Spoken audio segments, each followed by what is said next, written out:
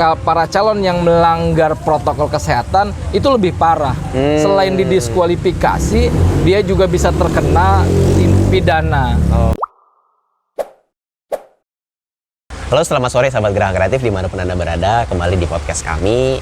Hari ini kami sudah kedatangan narasumber tetangga Desa Pasir Buyut atau dari Desa Majasari. Kebetulan sudah hadir di tengah-tengah kita Wakil Ketua PPD, Kang Dayat. Selamat datang. Dan perwakilan ketua ya? Kang siapa namanya? Ahmad Yakub. Kang Yakub ya, Kang Yakub dari PPD Desa Majasari. Terima kasih Kang sudah mau datang. Ya.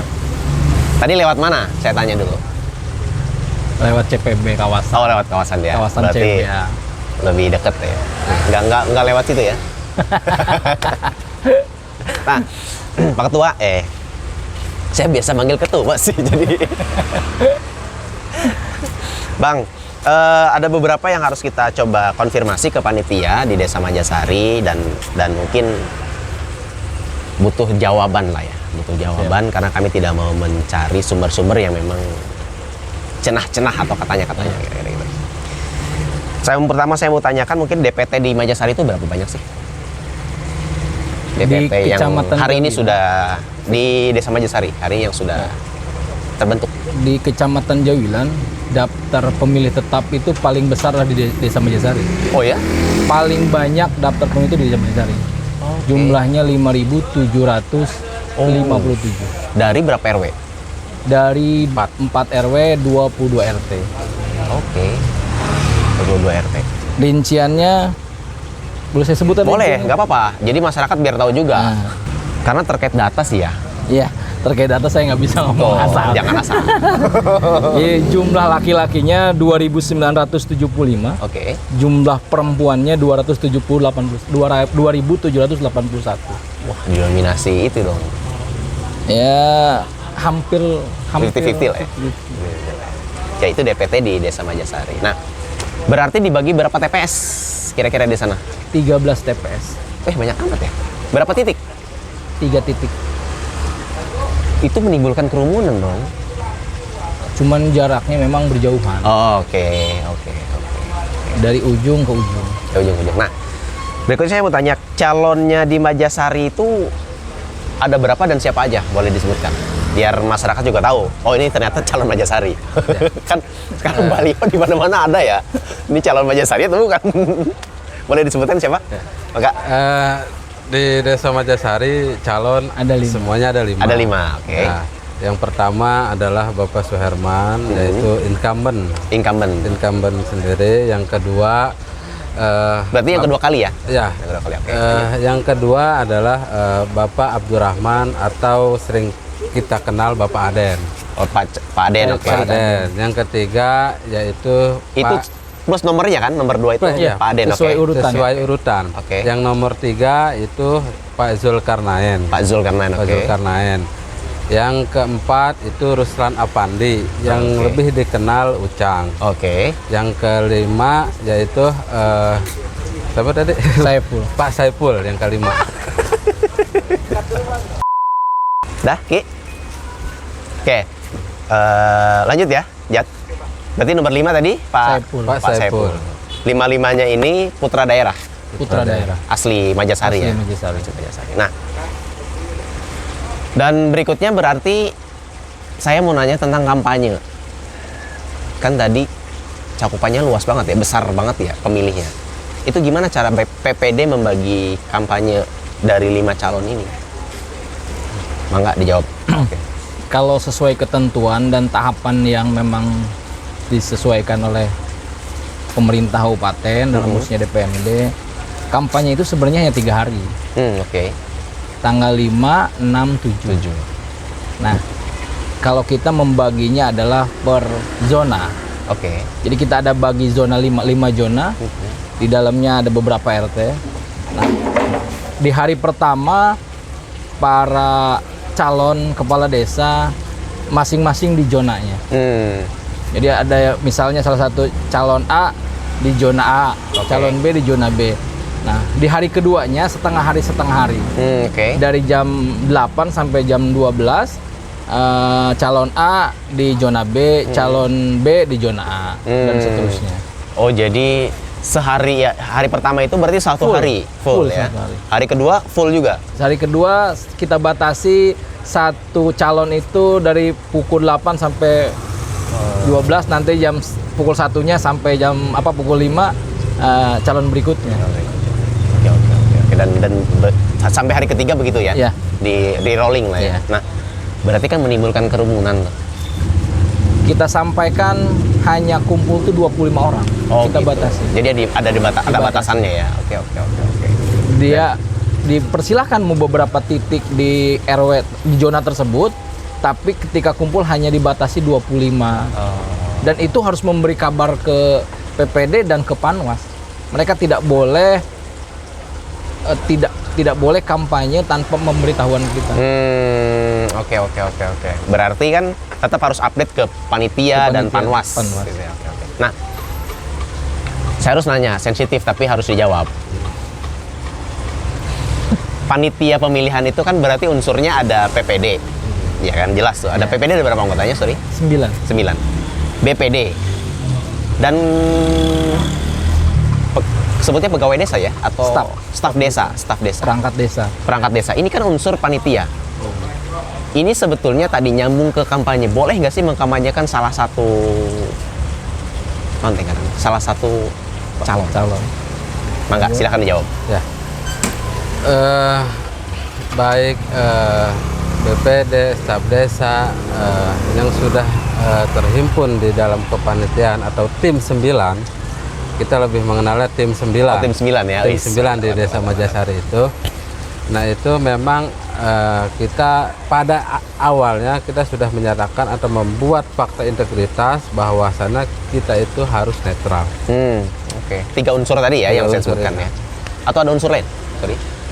Ada unsur dari masyarakat biasa. Oke. Nah, ada masyarakat biasa, ada juga dari unsur dari pemerintahan yang ikut program lah, ikut program. Nah, itu kita sebelum dilantik, pada saat itu sebelum dilantik, kita itu dibuatkan fakta integritas untuk bersikap netral pada calon manapun. Nah, maka dari itu adalah syarat mutlak, Pak. Sebenarnya itu adalah syarat mutlak untuk jadi tim 9. Syarat mutlak untuk menjadi tim 9. Makanya saya yakini panitia di Desa Majasari bisa bersikap netral dan adil serta jujur dan terbuka kepada semua pasangan calon atau tim ses manapun. Oke. Jadi sebetulnya tadi mungkin saya tarik kesimpulannya tidak boleh untuk mengkampanyekan salah satu calon. Ya, tidak boleh. Baik itu staf desa, pegawai staf desa, BPD dan PPD. Itu tidak boleh makanya. Kecuali 5-5-5-nya mensosialisasikan. Boleh saya tambahkan? Silakan tambahkan, Pak. Sebenarnya yang masuk dalam kepanitiaan itu adalah tim 9. Tim 9 itu unsurnya dari tiga unsur. Dari tiga kelompok. Okay. Yang pertama adalah dari masyarakat, dari perangkat desa, dan dari tokoh pemuda. Dari masuk. Kalau perangkat itu sebenarnya penunjang, dengan BPD itu penunjang kepada lebih kegiatan kepada PPD, panitia pelaksana. Cuman memang perangkat dan BPD diharuskan diwajibkan netral. Tapi terkait dengan kepanitiaan, tim 9 lah yang merumuskan semua kepanitiaan. Nah, tapi kita bertanggung jawab kepada perangkat desa dan BPD yang membentuk kita. Karena kan terkait dengan sukses atau tidak suksesnya kan tim 9. Tim 9 kan. Namanya keren banget. Keren. Nah, terjawab. Saya harus nanya sensitif berikutnya. Pandangan tentang money politik dari Kecamatan Panitia. Karena mungkin kenapa harus saya tanyakan tadi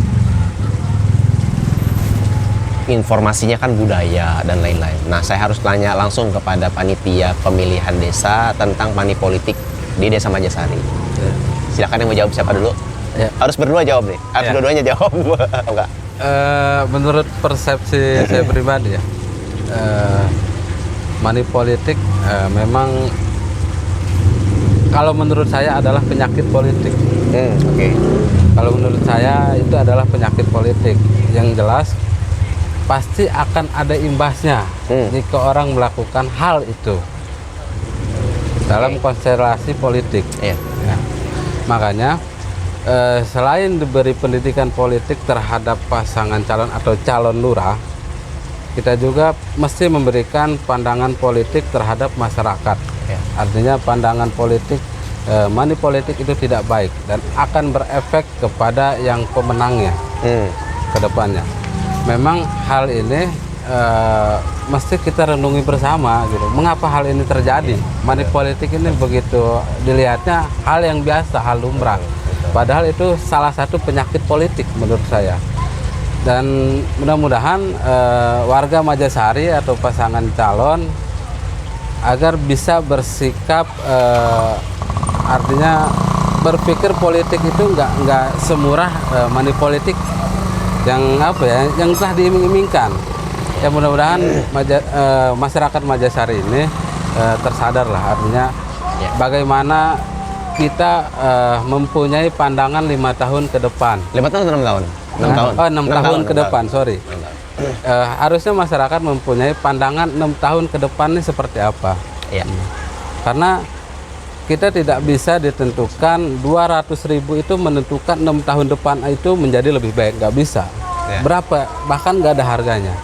Makanya mulai dari sekarang saya berharap pada warga Majasari mempunyai tekad bulat, hindari money politik, karena money politik akan berefek kepada si pemenang. Ya. Sengsara 6 tahun Sengsaranya 6 tahun.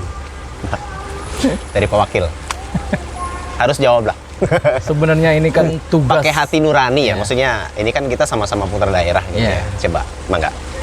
Sebenarnya kan ini tugas kita bersama, bukan hanya panitia, tapi seluruh elemen masyarakat memberikan informasi yang baik dan benar, mengedukasi kepada masyarakat bahwa yang namanya money politik itu ya, tidak baik dan tidak diperbolehkan sebenarnya.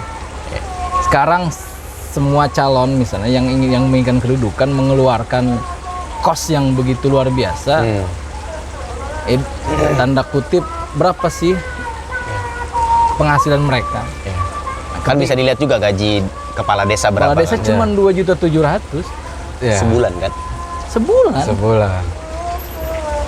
Dengan dia posisi mengeluarkan uang banyak. Dengan memposisi ya akhirnya itu akan menimbulkan dia merasakan mengembalikan uang. Bagaimana cara dia mengembalikan kembali uang modal itu? Ini yang berbahaya.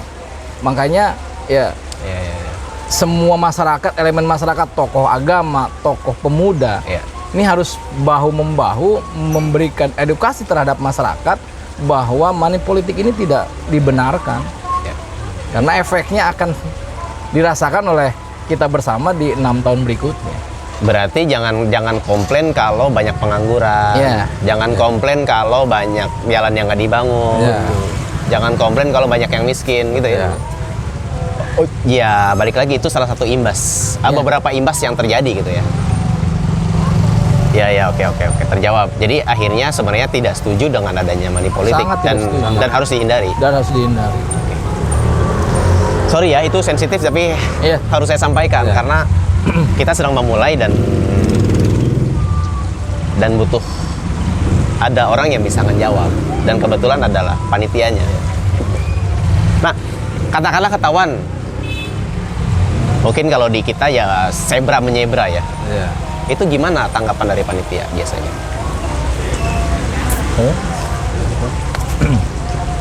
Kalau di unsur pemilihan ya, ada yang namanya pengawas. Oke. Nah, pengawas ini punya fungsi dan peran untuk mengawasi itu. Jadi kalau panitia hanya memberikan edukasi saja terhadap masyarakat bahwa itu dilarang dan kita tidak memperbolehkan para calon untuk melakukan hal itu. Tapi ketika terkait sanksi, Dari SP1, SP2, SP3 sampai diskualifikasi itu kewenangannya ada di Panwas. Oh, jadi memungkinkan untuk didiskualifikasi calon itu ya? Memungkinkan. Sangat memungkinkan. Nah, Pilkades juga ada di masa pandemi ya. Iya. Di masa pandemi, selain money politik, para calon yang melanggar protokol kesehatan itu lebih parah. Selain didiskualifikasi, dia juga bisa terkena pidana. Oke. Karena abai protokol COVID Atau ya. iya. Oke. Makanya jangan mengabaikan prokes yang sudah digaung oleh pemerintah. Ya berarti sebetulnya kan yang harus kenceng itu ya tim punishment dong. Iya. Tim apa ya tadi? Tim pengawas. Tim pengawas. Biar jadi ada. Pernah kejadian nggak sih selama hidup di Majasari ada yang pernah didiskualifikasi dari calon? Belum pernah. Belum pernah ya. Oke. Tapi memang pilkades hari ini berbeda dengan pilkades sebelum-sebelumnya. Oh ya? Ya. Sekarang tuh ada yang namanya panitia pengawas. Oke. Yang unsurnya dari kecamatan, dari TNI, dari Polri, dari tokoh masyarakat, dan dari perangkat desa. Oh. Kalau dulu tidak ada. Oke. Berarti ini sejarah baru dong? Iya. Sekarang ada pengawasnya dari unsur itu. Semoga lebih baik ya. Amin. Lebih baik. karena kita akan merasakan lah ya hasilnya nanti. Karena balik lagi tadi, siapapun nanti yang menjabat di sana ya, kita akan merasakan hasilnya gitu ya. Sekarang kita sedang berproses menuju ke sana. Nah, mungkin sampaikan kepada masyarakat Majasari buat memilih di tanggal berapa? 11 Juli. Enggak. Silahkan ketua atau wakil, enggak. Atau perwakilan ketua atau wakil. Pesan. Pesan dari saya terhadap warga Desa Majasari agar jangan lupa tanggal 11 Juli tentukan hak pilih kalian sesuai dengan hati nurani, jangan sesuai dengan sebraan. Ya, tentukan pilihan Anda sesuai hati nurani dan coblos nomor calon sesuai hati nurani masyarakat dan jangan mudah terprovokasi oleh pihak yang lain. Sekian, terima kasih. Melengkapi? Nah. Kami panitia pemilihan Desa Majasari mengajak kepada seluruh elemen warga Majasari untuk menentukan sikap pilihannya ke 6 tahun ke depan untuk datang di TPS pada tanggal 11 Juli. Dan kami menghimbau untuk menciptakan pilkades yang adil, damai, dan bahagia. Mantap. Tepuk tangan buat TPD Majasari. Terima kasih ya sudah mau datang ke tempat kami, sudah mau meluangkan waktunya. Buat teman-teman sahabat Geraha Kreatif dimanapun Anda berada yang menonton video ini, kalau memang dirasa itu positif, ya silahkan sebarkan ke yang lain. Ya semoga ini jadi bahan buat sosialisasi di tim PPD Desa Majasari, dan kalau memang itu dirasa negatif, gak usah diributkan. Siap. Gak usah diributkan dan ya udah lupakan lah ya. Silakan like, comment, dan subscribe di channel kami. Punya sosial media? Ya. Punya. Sosial medianya apa? Instagram atau Facebook? Facebook, Instagram, semua punya. Punya. Boleh disebutin biar nanti ada ikutan promo ya. Facebook Paneman Pasopati, Instagramnya Hidayat. Oke. Itu? Saya Facebook Twitternya lupa saya. Ahmad Yakub. Kalau Twitter @yakubahmad. Silakan diikuti, semoga nanti diupdate nanti kegiatan-kegiatan PPD-nya. Jadi bahan buat masyarakat untuk mengikuti sosial medianya kan. Karena sekarang harus mengikuti tren sosial media kan. Ya. Oke, terima kasih. Salam sahabat Geraha Kreatif.